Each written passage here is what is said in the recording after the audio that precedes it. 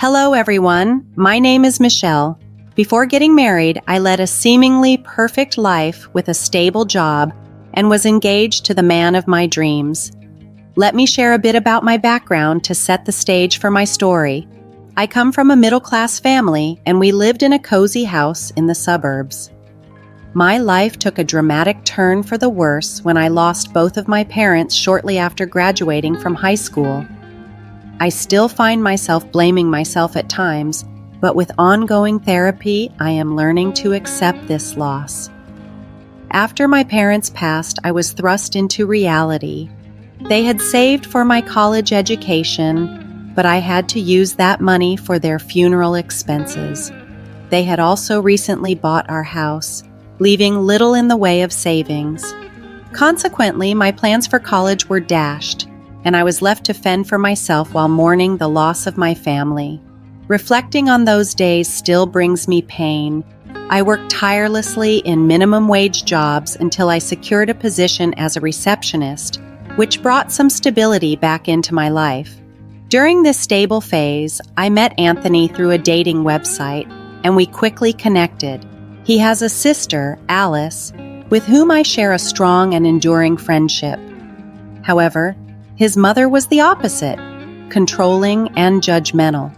She often ridiculed me for not attending college, questioning why Anthony was with someone like me, especially since education was highly valued in their family. Even Alice was pursuing a business degree. Anthony's mother would belittle me by saying, "I don't understand why Anthony likes you so much. Everyone in your family has been to college. We prefer well-educated individuals in our family." It hurt when she called me unintelligent and dismissed my circumstances, claiming that not going to college was just an excuse and that I chose an easy path by working lower-level jobs instead of furthering my education. I tried to explain to her, "I didn't ruin my life, Olivia.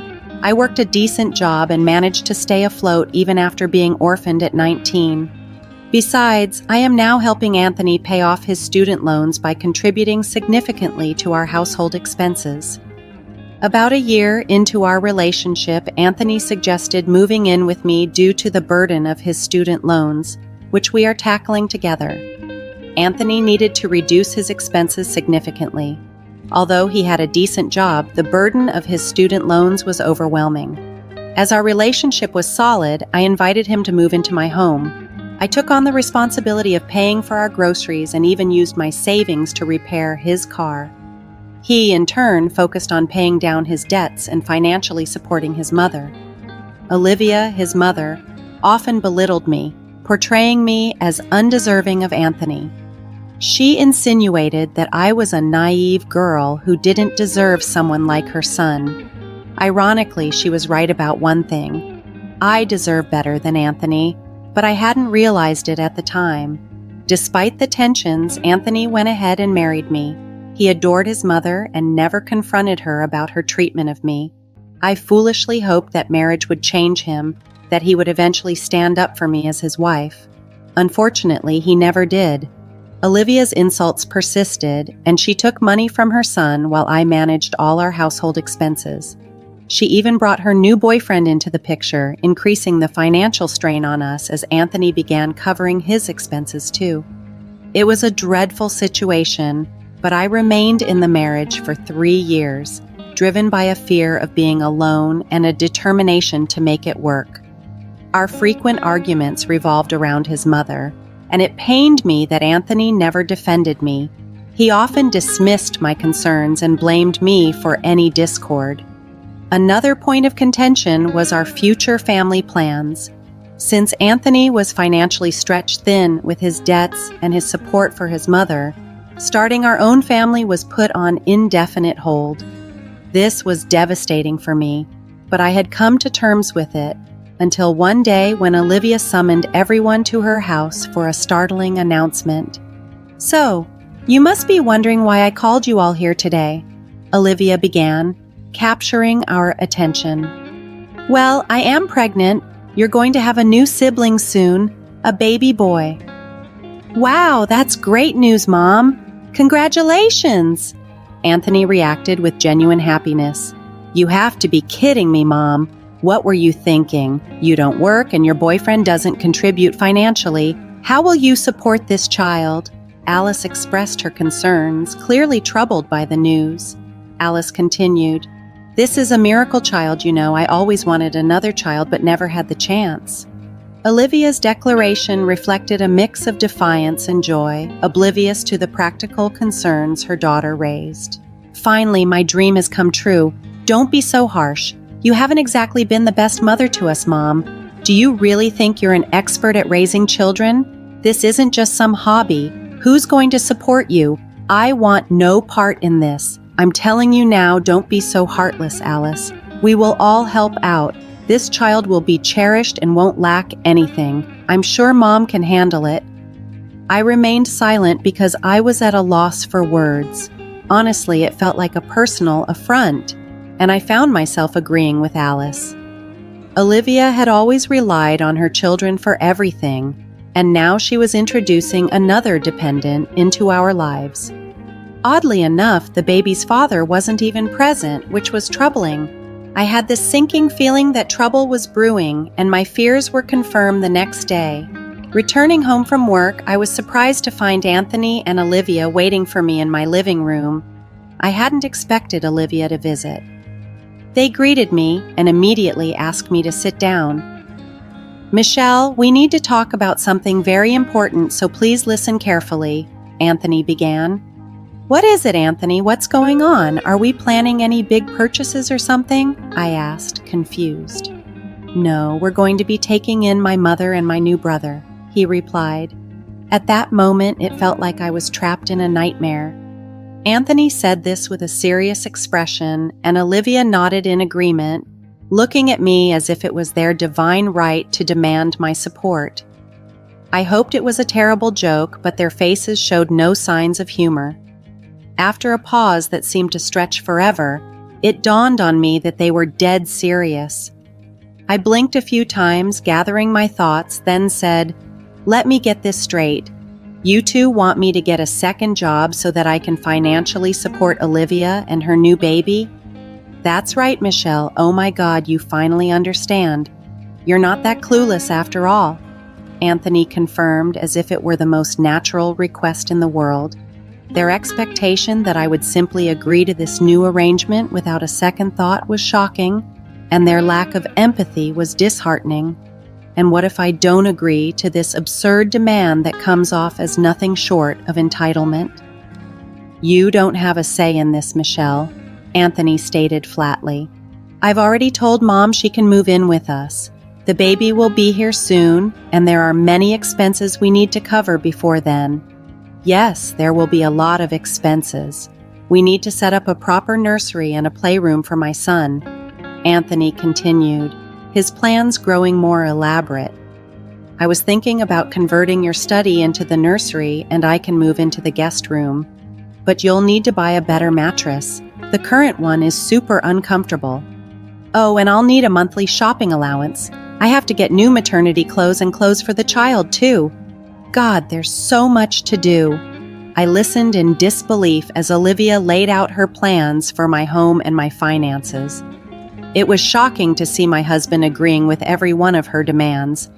After all, it wasn't his money at stake, it was mine, money I'd earned from potentially 2 jobs. My views were irrelevant to them. They hadn't even pretended to ask. They just laid out their demands. As you can see, Michelle, the baby will indeed have a lot of expenses. And since you don't have children, you might not understand. You need to take up a second job to support Mom and her baby, Anthony said, almost mockingly. I'm sure you can find some minimum wage jobs, or even 3, whatever works for you. I don't think this is a good idea, guys, I protested. I'm already working hard to support the 2 of us. Taking on additional jobs for a baby that isn't even mine is asking too much of me. When I expressed my concerns, the room fell into a stunned silence. Anthony and Olivia looked at me with furious expressions, as if I had suggested something unthinkable. It seemed as though I had proposed something outrageous. simply by stating that I didn't want to be financially responsible for Olivia and her new baby indefinitely. Their rage was palpable as they responded. "I've already told you, Michelle, you don't have a choice. This is the only way we can manage to raise this child. Do you understand, Anthony? Michelle wants me to abandon my child." "Oh my God, how can you be so heartless, Michelle? Just because you don't have children doesn't mean no one else should," Olivia accused. "What the hell, Olivia? I never suggested anything like getting rid of the baby," I clarified, astonished by her interpretation. Their reaction was disproportionate and manipulative, twisting my words into an implication I had never intended. "Because I want to be financially stable enough to take care of a child properly. If you're so set on keeping your child and raising him, why don't you consider finding a job yourself? Are you suggesting my elderly mom, who's having a high-risk pregnancy, should work? Didn't you hear what the doctor said? We can't have her working or doing anything strenuous? Mom is having a miracle baby and we need to support her," Anthony retorted, but no one else seems to be stepping up for the baby. It looks like I'll be the one working 2 jobs and providing for everyone. Plus, I'll end up doing household chores for 4 people and likely babysitting as well, I replied, frustration evident in my voice. "It's not babysitting when it's for your own family. You're expected to look after the baby. He'll be your new brother-in-law. Alice might come help out occasionally," Anthony added. I was skeptical. "I highly doubt that, Olivia.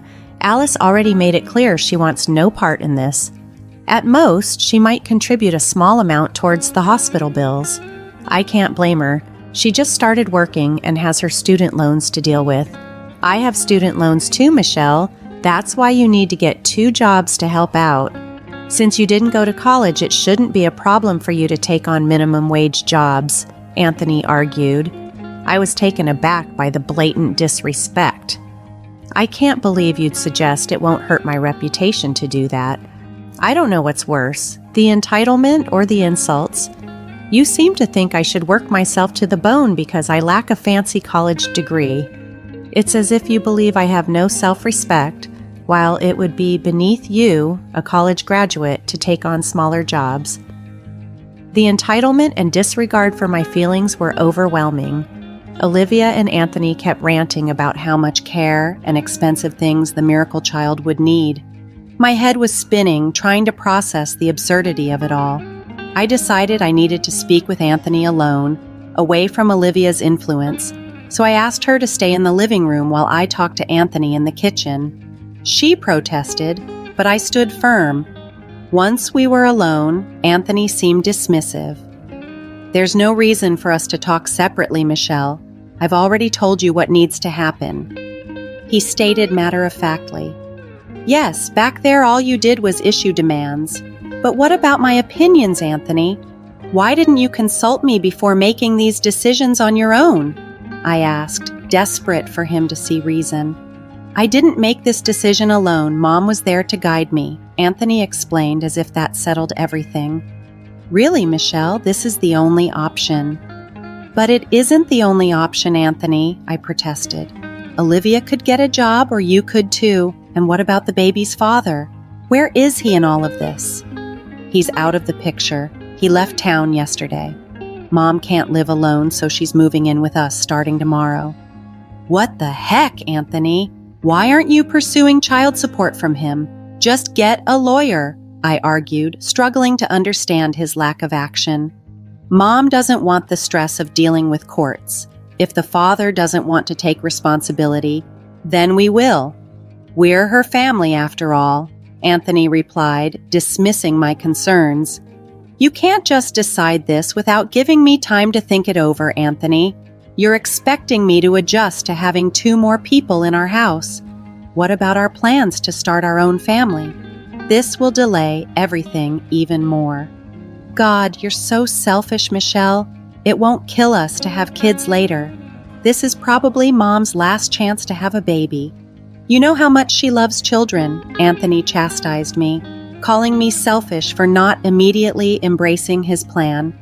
"This might be a miracle for you, but it's turning into a nightmare for me. I'm not being selfish. You're the one being selfish and entitled. Just give me some time to think about this, I pleaded. Anthony didn't say anything more and walked back to the living room where he began whispering and laughing with Olivia, leaving me to stew in my anxiety and paranoia. I couldn't bear the thought of being trapped in a home life governed by my mother-in-law and a new baby. I felt utterly hopeless. I retreated to my room, shut the door behind me, and dialed Alice's number. She would understand. She always did. When I explained everything, her response was immediate and cutting. "See, Michelle, this is exactly why I told you not to marry my brother. He's nothing but a loser and a mama's boy. I can't believe they're taking it this far. Their sense of entitlement has gotten out of hand." "What do I do, Alice?" I asked, feeling nauseous just thinking about the future. "Just hang in there," she advised. "But think long and hard about whether you want to live like this. You deserve better, and you know it." Hearing Alice confirm my doubts and fears only intensified the sinking feeling in my stomach. I didn't want this life, and the more I thought about it, the more trapped I felt. I'm exhausted by Olivia and Anthony's antics. I feel utterly humiliated. Anthony even postponed our plans to have children because of Olivia. "I understand your pain, Michelle, but you need to be strong. I won't let you just submit to their demands. You really need to rethink your marriage and consider what you truly want." Alice's words were firm and supportive. "There's a reason I keep my distance from our family. It's time you stand up for yourself, too." Her words ignited a fire within me. It was painfully clear that Anthony had always been selfish, prioritizing only himself and his mother, neglecting even his sister. For years, I tolerated Olivia and Anthony's behavior without any support from him. Now, he was prioritizing his mother and new half-brother over me and our potential future children. I realized it was the end of my marriage, though admitting it was tough. The next morning, Olivia, with all her audacity, moved her belongings into my house. A moving truck parked outside was the first sight that greeted me as I returned from work. Entering the living room, I found Olivia smirking at me from my couch, leisurely sipping a smoothie. Furious, I stormed to our room to confront Anthony. "What the hell, Anthony? I only asked for a few days to think things over, and you couldn't even give me that. Don't you care about how I feel at all?" I demanded. "Your feelings don't matter here, Michelle. My mom and her baby are more important. Their well-being comes first. I've already told you this is the only way. If you want to stay with me, you'll have to accept this," he retorted coldly. "So that's your final decision? You won't change your mind or even consider how I feel?" "Okay then, if you want me to get a second job, sure, let's do it." "After all, your mother and the baby matter more to you," I replied, my voice heavy with sarcasm and resignation. Anthony mistakenly thought I had capitulated, that I had moved past my objections and agreed to his terms. He hugged me, saying he was proud of me, and then went off to spend time with his mother. I forced a smile and retreated to my room. In that quiet solitude, I made my plan. Yes, I would get that second job, but not for the reasons Anthony believed. I wasn't about to let my lack of a college degree or his misguided priorities dictate my future. As I planned my next steps, I realized this job would be my ticket out of this untenable situation. Despite the difficult circumstances at home, my years of hard work had not gone unnoticed. I found a managerial position at a local store where I had previously been an employee. This new job offered night shifts, which perfectly complemented my daytime receptionist role. I attended the interview the following day and was immediately hired due to my previous reliable performance and familiarity with the team. Upon securing the job, my first move was to visit a divorce lawyer. It was clear to me that ending my marriage was the only way forward. I could no longer tolerate being marginalized in my own home, nor could I stand the disrespect from Olivia and Anthony any longer. When I returned home, Both Anthony and Olivia eagerly bombarded me with questions, keen to know whether I had secured a second job.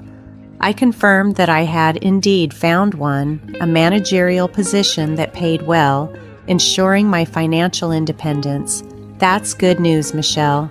See, it wasn't that difficult, was it? So, when will you get your first paycheck? I have a ton of stuff to buy. I need the money soon, Olivia immediately inquired, her tone expectant. Their assumption that my earnings were theirs to claim took me aback, but I decided to play dumb. Pretending to be confused, I responded, "Sorry, Olivia, I don't understand. Why would I be giving you money? You should ask Anthony." "What? Why would she ask me? You took the second job to support Mom. You're the one who should be giving her money. You could even start by giving her some from your first job," Anthony chimed in, completely missing the point. "I never said I got the second job for Olivia. This has nothing to do with her at all. I took this job so I could afford a lawyer," I clarified, their faces dropping as they processed my words. "Why do we need a lawyer, Michelle?" Anthony asked, puzzled and growing anxious. "I told you we can't sue the father. It will be too stressful for Mom. We can't risk that," he continued, still not catching on. "The lawyer isn't for Olivia, Anthony. The lawyer is for me. I will be filing for divorce. I've already spoken to one, and I'm also preparing an eviction notice. This house is not a marital asset, so I don't need to allow you to stay here during the divorce. Plus, you earn more than me and have enough money to rent. You can move out within a month, and don't forget to take your mom as well," I explained, firm and resolute.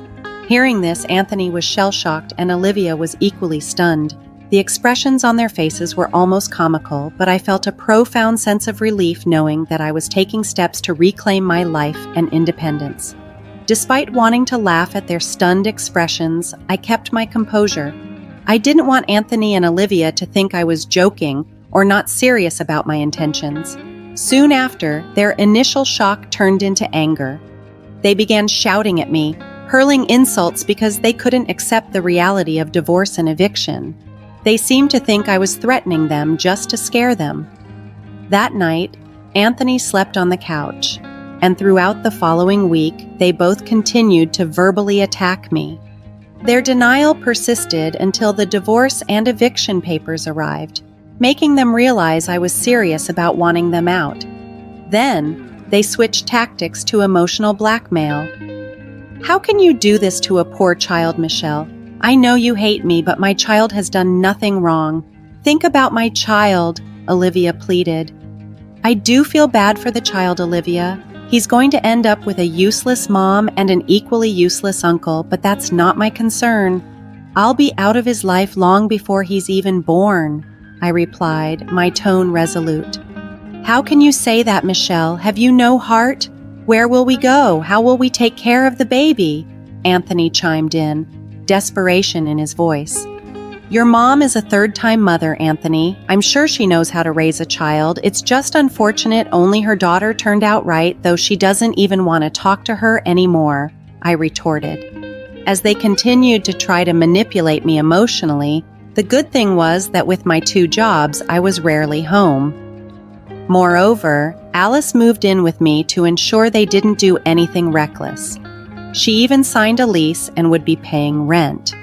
She was to be my roommate until she got married to her fiancé. Having her support in the house was a relief. Our divorce eventually went to court because Anthony refused to sign the papers. I presented evidence of financial abuse, which led the judge to grant an 8-month separation period. Anthony protested, but he was unsure how to handle the situation. When eviction day arrived, both Olivia and Anthony oscillated between berating and begging me.